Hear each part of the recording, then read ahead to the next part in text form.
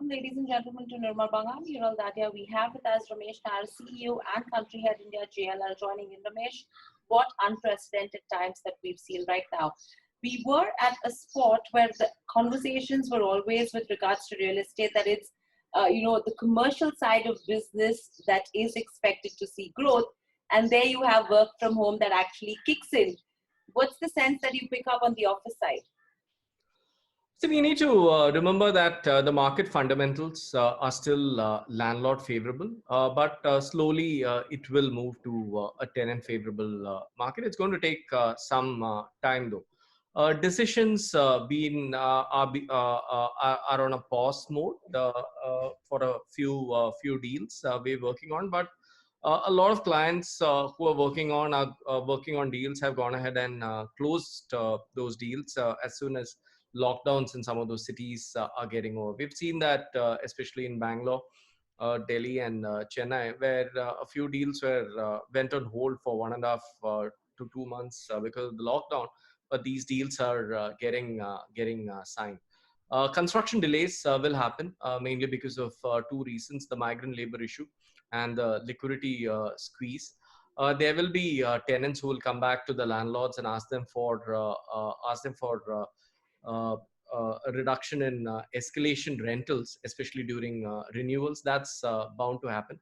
We believe this year the office market, the demand will go down at least 30%. We also need to remember that last year the demand was 46 million, which was an all-time high and was also the highest in the world, the net absorption which India saw. We also believe vacancy level numbers, which have been going down over the last 8 years, will start climbing up a little bit as supply kind of comes up. So these are the key trends we're seeing in the office market. Right. But do you think, Ramesh, that, work from home along with working from office, that's something which will coexist, but the demand with regards to office space, or the importance, if I would put it correctly, that will not go up? I think a lot of talk has been happening around work from home. We asked our employees within JLL, what do they prefer? We did a survey on that, and our employees came back saying 5% of the employees came back saying we would like to work only from home. Around 65% of them said we are fine working from home and from working from office, and the balance 30% said we will only work from our offices. I've been asking this question to dozens and dozens of our clients in the last 1.5 months or so. And the answer has been kind of varying between, my question to them was, how much of your total workforce will move towards work from home in the medium term? Right now, it's the wrong time to compare because we are all stuck at our homes. And the next few months, till a vaccine is found, people would or may prefer to work from home. But in the medium to long term, what percentage? And the answers I've heard varies between 5% to 22%. I also believe some of the companies which said that we are perfectly fine with people working from home was also trying to kind of create an image in front of the analysts and to the customers that things have been quite fine. There are multiple challenges of working from home, especially when you look at small apartments in cities like Mumbai. We don't have the luxury of having a study room, of having our own area. The other day I was doing a call, and some of my teammates were actually taking the call out of their cars, and I asked them, like, what's happening? Why are you taking this call out of the car? Because I insist that they come on video calls. And they said, we just don't have space at home. There's my parents are there, my kids are there, my wife is cooking next door, and I stay in a 500 square feet apartment. And so where do I take the so I think right now we are forced to work from home, so we are all working from home. The other thing we also need to remember is there was this analysis done which showed that the first month of working from home, productivity levels were quite decent. But the second month, the productivity levels kind of dropped. Imagine this continuing for the next 1 year. So there are pros of working from home. There are also lots of cons from working from home. Yeah, absolutely. Very well put up over here, Ramesh, because right now, even for all of us, when we're working from home, when you're in office, you have your dedicated number of hours that you are there. Your productivity is pretty much confined to those many number of hours. At home, what happens is there are constant breaks that come in. that's the reason why we do see a productivity drop as well. And absolutely agree that in the first 15, 20 days, yes, productivity was absolutely phenomenal because everything was new. Everyone was excited about it. Oh, that, I've got an opportunity to work from home. But slowly, steadily, when people are understanding the pros and cons of working from home, that's when it is diminishing from here on, because everyone is now frustrated being confined in the four walls of the home.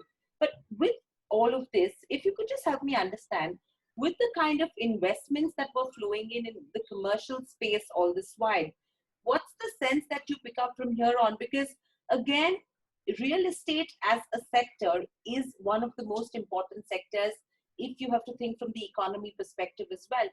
And investments will have to flow into this sector as one of the backbones. Now, do you think from the FI perspective as well, do you think there is a possibility that we could see a major dip, or do you think it will stabilize over the next 12 to 18 months? Good question, Hiral. So if you look at it globally, in a year, close to $1 trillion of deals happen in a year. And in that $1 trillion, around 35% of it, which is close to $350 billion, happens in office. In that $1 trillion, we just saw 4 billion, which is like 0.4% of the global money actually come into India. So we are like very, very small when it comes to global transactions and global investments. I clearly believe in the short term there will be a yield repricing which will happen. We are already seeing this in more mature markets. I think the public market correction probably will be a little more than the private market correction. Mainly driven by two reasons. One is rent abatement uncertainty. So the investors today are worried about what happens tomorrow if the asset which I'm buying, which I'm getting rentals from, is there if there's going to be a rent abatement on that? That's a concern which investors will have. Second is, how do you value assets today? How do you value a hotel? How do you value a mall? All these, given all the challenges which those sectors are having, that those kind of worries will also be there for office. Overall, even though the rates of interest have gone low for customers, which is home loan home buyers, but the institutional rates for wholesale lending, I don't see that coming down immediately, mainly because there are, unless the government does something drastic, because the risk which is attached to wholesale lending, which is money given to developers, that kind of continues. I believe there will be new stress funds which will be coming up. Developers who are stuck with land loans will have to liquidate these the lands. Globally, I think global funds looking at India, at least for the short term, they will go to more safer known markets. Uh, uh, uh, there will be a little bit of slowdown around that. But the good news is there's close to $300 billion of dry powder, which these funds are sitting on, which would kind of, if India does a good job in kind of reviving this, and if, let's say, the office market kind of bounces back in a V shape, I think though some of that money will kind of come down. What we are also going to see is extended transaction timelines. Things are not going to happen so fast because due diligence is going to take longer, financial closure is going to take longer. So all these are things which again we need to kind of be ready for. Right. So if you have to compare this now to the residential market, what's your perspective? Because when I speak to a lot of the corporates belonging to the infrastructure, to the real estate space, the sense that I'm picking up right now is, number one, there is inventory, which is ready inventory in the system. With that inventory, the other thing is that now people have started to probably realize the importance of owning a house or a home because everyone's in a lockdown situation. So the corporates are of the opinion that yes, there is going to be an increase in demand, at least in terms of the medium term goals, in terms of the residential space. However, there could be a price point downtick, a discount that could be given as well, because I've been talking to companies which are saying that probably we are even offloading right now at a 50 to 20% discount.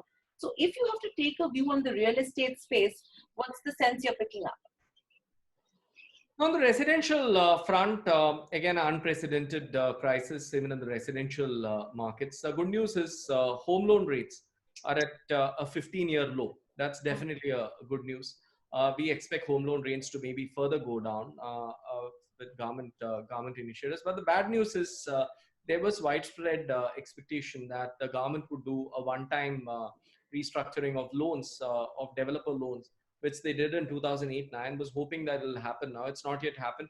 Hopefully, the government will do that again. The big worry in the residential market is when someone who is worried about his job and worried about salary cuts, will he really want to go buy a home? Will he really want to go buy a home? So that's the big worry. Like I said about commercial, delays will happen even in residential. Massive amount of delays is going to happen, mainly because migrant labor is all have gone back. It's going to take them a few months to kind of come back. Liquidity challenges. Uh, Price correction. I think it's wrong to tell there's going to be a price correction across the spectrum. Developers who want to liquidate their assets fast, want to sell their assets fast, will definitely offer discounts. And like in every industry, people who want to sell will fast. People who have the holding capacity to last for some time will won't offer price discounts. I also feel launches will significantly come down because of the two same reasons. You can't start a building now because there's no labor, and you don't have enough liquidity to anyway kind of start. So which will all lead to much further consolidation in the industry. I think there'll be a lot more focus on safety, health, and wellness going forward in the residential market. But we have seen previously that residential is quite a resilient market, and the pain which we are going through in residential currently, it's nothing new. It's been there for the last 4 years.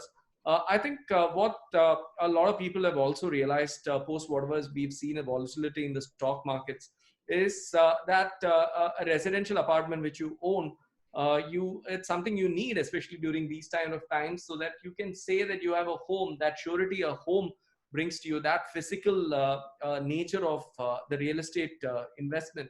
I think there is a definite benefit to that.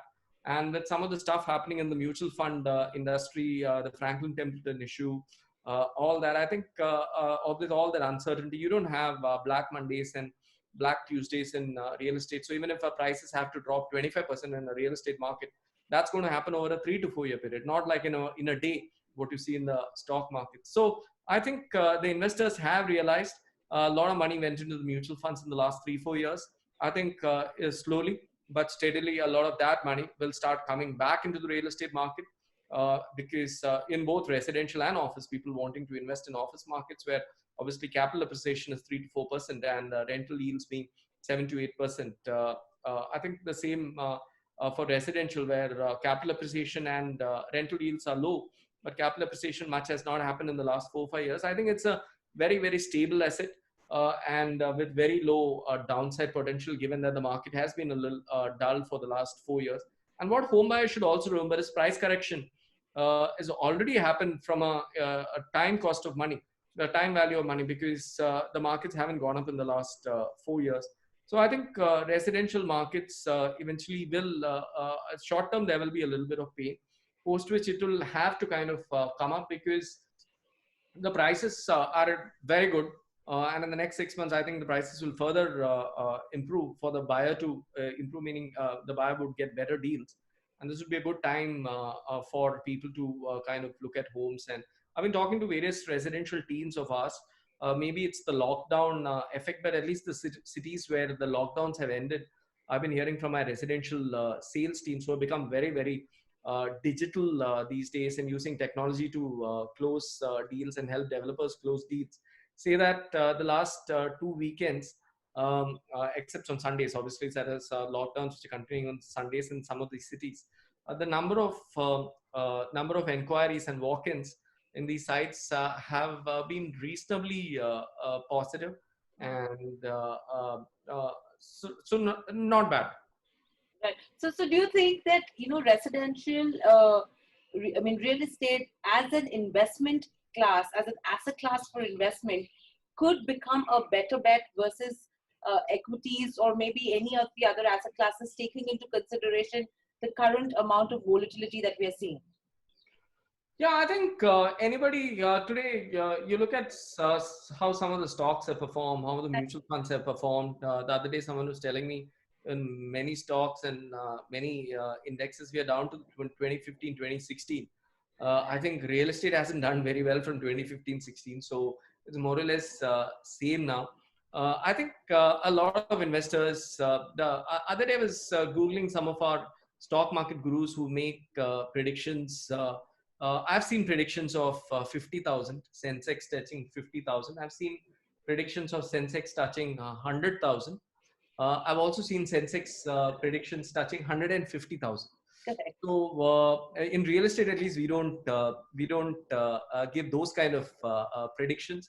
So investors, be careful of whose predictions you go by, and once in a while, please check Google names for some of the predictions which people have made, because public memory is very short, and you just need to one needs to be careful before investing. I think real estate offers a lot of stability. Like I said, if someone has 4 5 crores today, you could get easily a small commercial asset to put in money. So these are things which people need to keep in mind, especially given the fact that the last few months has proven that mutual fund is not so sahi. So time to look back at real estate. Right. So if you're looking at real estate and if we see that bounce back coming sooner or later, with that bounce back, do you think it will be affordable housing as a space that will be bouncing back way faster than the other segments? Affordable housing actually in the prices never went down. So that's a very stable sector. So if you look at the housing demand in India, it's 10 million units a year. The demand is 10 million units. So if you add LIG, EWS, MIG, HIG, all that you put together, it's a 10 million units per year market. Why is that happening? Because of population growth, because of nuclearization, because of aspiration, people wanting to stay in bigger houses, people wanting to moving out of small homes from their parents. So I think from affordable housing point of view, the government has done a good job over the last 5 6 years, giving all those PMAY tax breaks, all that. I think that's bound to continue. The pain, whatever we see, because media covers that most, the pain has been mostly in the luxury category. I think mid market, affordable, have done reasonably okay. Okay, it's gone through some ups and downs, especially in the last 3 4 years post RERA, GST, demonetization, and the ILNFS issues. But affordable housing demand, I think, according to me, you can get your size and price right. It's an infinite demand given the size of the country and the amount of housing stock which is there in the country, which is still negligible. Right. And if you have to, again, with commercial, we've spoken about commercial, we've spoken about residential.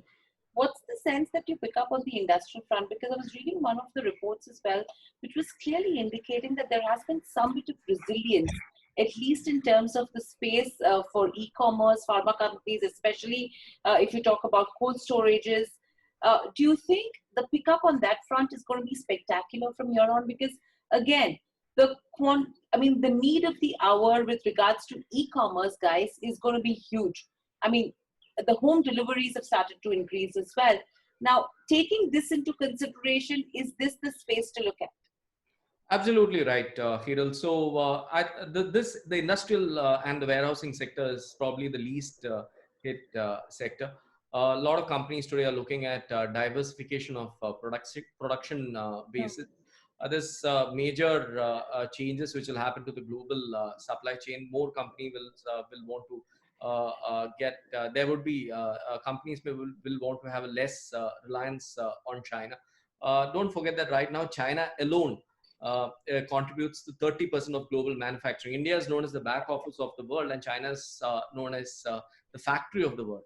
And even if we can get a little bit of the 30%, it will be great for us. E-commerce and grocery demand we have seen in the last 2 months has definitely kind of gone up, especially from an industrial and warehousing point of view. I think a lot of companies will want to reshore and near source at least many vital things like, let's say, drugs. Where do they want to procure it from their own home country, or do they want to procure it from somewhere outside? I think this will all lead to more domestication of production and more local sourcing of supply. I feel this is the golden opportunity for the government to fix the Make in India. We've been talking about Make in India, but we haven't actually seen the big changes. And this is an opportunity for the government to fix the Make in India by making sure land is freely available. Land is easily available. Land is approvals are given faster, and by making sure the right infrastructure is there, and by reducing red tapeism. I think this is that golden opportunity, because we have a great domestic economy, domestic consumption story. We have a great labor force, a huge number of labor force, very productive, low cost.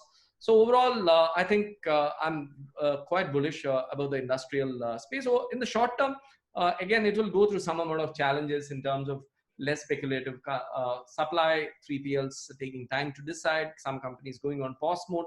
But in the medium to long run, I think this is one of those asset classes where India will do well. But the government needs to get its act right, or making India into a manufacturing global hub. Absolutely. And for a country like India, I think if you see history as well, majority of the reforms that have come in have always come in during the crisis period. And that's when we've emerged pretty strong post the crisis. So probably this could be a golden opportunity for India as well. With all of this, Ramesh, if you have to look at real estate getting back to normalcy, what is it that the government now should be giving out as a stimulus to this infrastructure real estate sector as a whole, according to which probably is missed out in the first part of the package? I think there's lots the government can do. We've been making so many representations to the government. I think the state governments need to first come together and reduce stamp duty across the spectrum, and tell home buyers that, okay, next 1 year you buy homes, you don't pay stamp duty, or you end up paying only 1%. I think that'll encourage home buyers to come.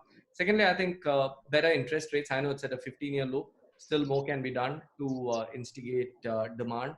I think the government uh, needs to more than ever before think of the one-time settlement, which was done in 2008-9, which is basically giving a lower interest and a higher tenure.